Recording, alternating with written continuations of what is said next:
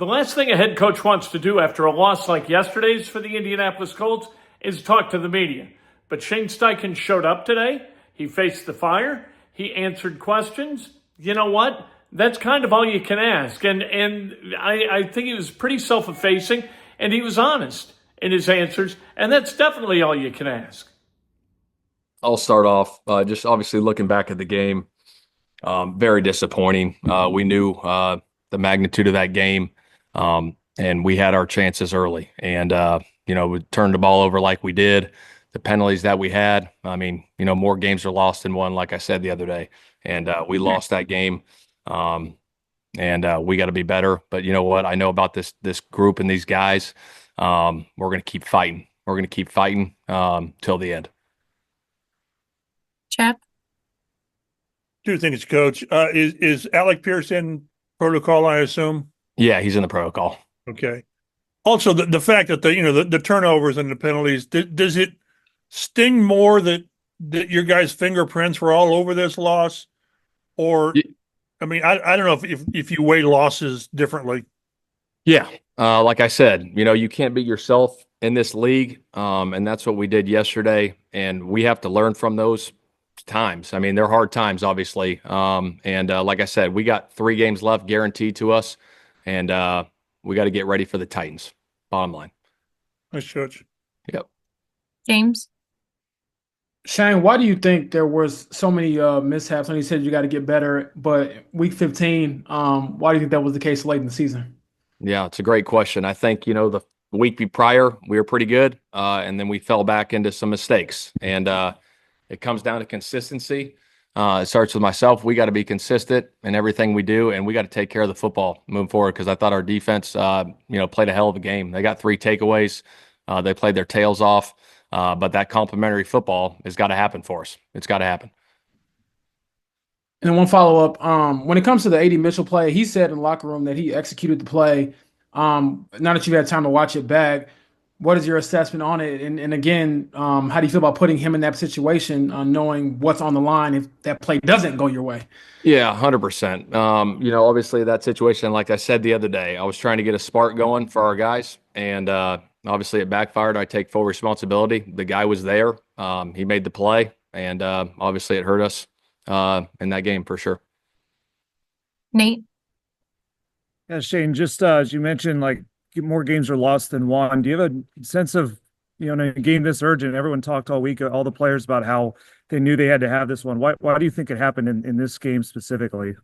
It's a great question. I think, sometimes in this league, things don't go your way, and a lot of things didn't go our way, and we got to get those things cleaned up. Obviously, like I said, I go back to the turnovers. We got to take care of the football. I mean, that's a big part of it. I think when you lose a turnover battle, you're going to lose a lot of football games. So we keep working on ball security. We keep talking about it, but we got to go do it come Sundays. Kevin? Shane, I know you like showing guys kind of plays from around the league when certain situations pop up. Had you shown the drop of the ball at the goal line before to your guys? Yeah, no, we talk about those. We talk about letters and logos finishing through the end zone. And then you have preached different forms of accountability over your 2 years. You stuck with JT on that next drive instead of keeping him on the bench. Why, in that situation, did it not apply? Just because he's one of our guys. He's our go-to guy in the backfield that we got a lot of faith in and belief in. And we had that conversation, on the sideline. And, he was our guy. So we went back with him. Steven? Hey, Shane. How do you assess Anthony at this point? It feels like, there's a couple steps forward, a couple steps back sometimes. And I don't know, it's never linear, but what do you think?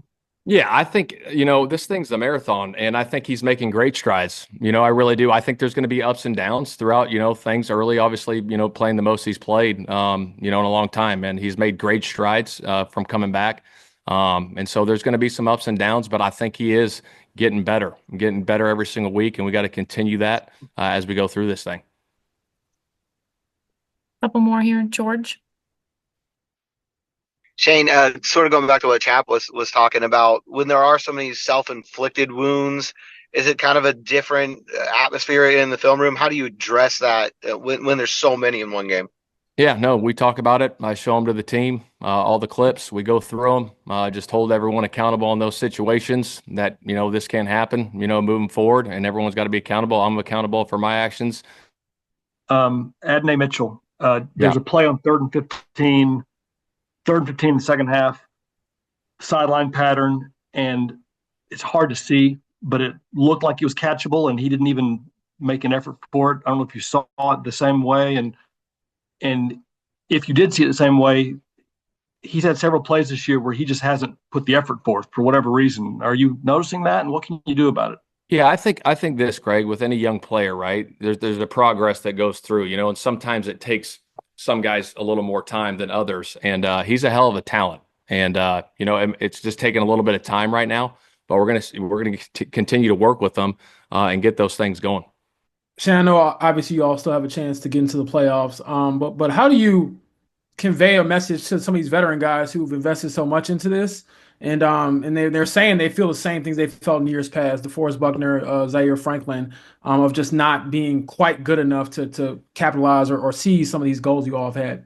Yeah, no doubt. You feel for everybody on the team. This is the ultimate team thing. And I think like the motivation going forward is like, hey, we got a chance to go play the Tennessee Titans at home and beat them, and that's our motivation. And that's what you got to look at. We all have jobs to do, and we got to have a great week of preparation. I just said the motivation for us is like, yeah, we need some help to get in this thing, and we all know that. But we got to go do our jobs, and we got to have a hell of a week of preparation, getting ready to go for Tennessee. And then just last one, Jake. Hey, Shane, with Tanner Bortolini cleared to go in that game, what went into going with Penner over Bortolini in this one? Yeah, like I talked about, just Danny, he played really well the week before, felt good about where he was at the week before, so stayed with Danny in that situation. There's Shane Steichen, and I got to tell you, we mentioned this a million times this year and last, that it seems like Shane Steichen just moves on to what's next.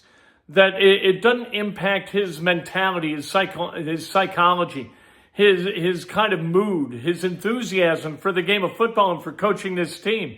But I got to tell you, listening to him today, it seemed like last night was a long night, that he didn't enjoy a single part of it, that today is not enjoyable. The mood is somber. The weather outside, somber in central Indiana. The mood inside the building on 56th Street as the Colts start the process of trying to retool and get better for this game against the Titans on Sunday, somber. I hate seeing it. I like seeing him enthusiastic, funny. Today, that wasn't it.